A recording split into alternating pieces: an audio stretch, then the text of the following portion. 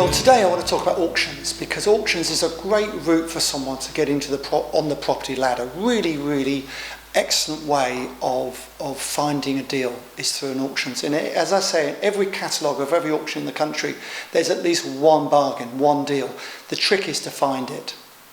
Very important to do your research. Make sure you go and view the property. And when you come out of the property, go to the next door neighbour. Ask them, why is it on the market? What's happened? Has it been on the market with other agents before it's ended up at an auction?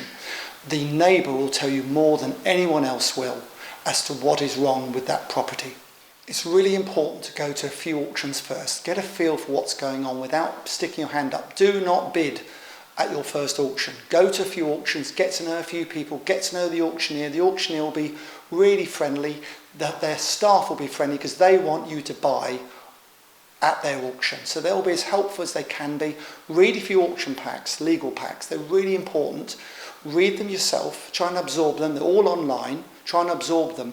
And then when you are ready to buy at auction, make sure you send that auction pack to your solicitor to read. Don't skimp and say, oh, I want to save myself £75. It's very important if you're going to bid at auction that you have had someone, an expert, read the auction pack.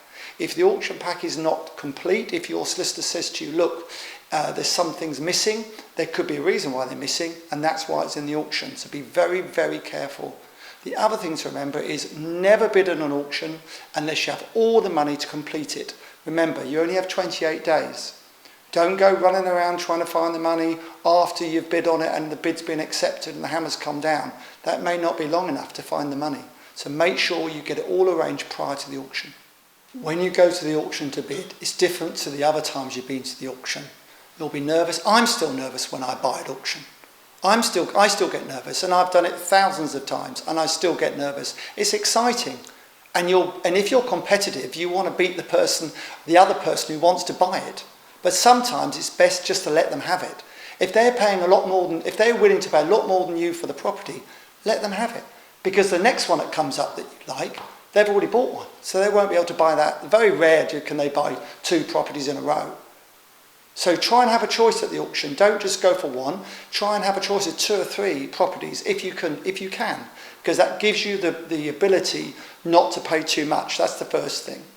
The second thing is I always go 5,000 over my limit.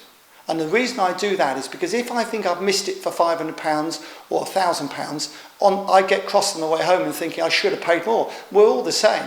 But if I go 5,000 over my limit, but I'm strict with my limit, then I know I've done my best and they will probably have just carried on bidding.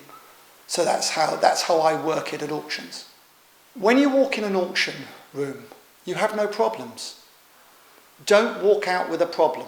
Don't walk out with a problem that you can't solve. If it's a problem you can solve, great. That's why you're getting it at a discount. You can solve the problem and make good money on it. But if it's something you can't, and I would suggest something you can't would be maybe a legal issue, or it may be a neighbour. If you've got a neighbour who is difficult and you know that, and perhaps they don't mend the fencing, the house looks terrible, and you're not in control of that situation, it's going to put people off buying your house, even if you've refurbished it nicely. So do not buy at auction unless you can control the problem you're buying.